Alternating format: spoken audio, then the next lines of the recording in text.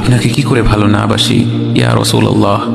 যখন আপনি আমাকে ভালোবেসেছেন সেই 1400 বছর আগে, যখন আপনি আমাকে মিস করতেন, আশা করতেন যেন আমার সাথে দেখা করতে পারেন, অথচ তখনও আমি জন্মই হইনি।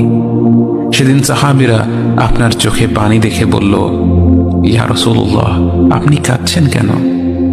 আপনি বললেন, আমার ভাইদের খুব দেখতে ইচ্ছা করছে। সাহাবীরা বললেন, আমরা কি আপনার ভাই নই ইয়া রাসূলুল্লাহ? আপনি বললেন, না, তোমরা আমার সাহাবী।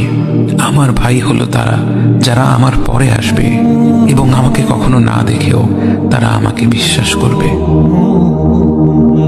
মৃত্যু শয্যায় শুয়ে আপনার অন্তরে এই চিন্তা ছিল যে আমাদের পরিণতি কি হবে।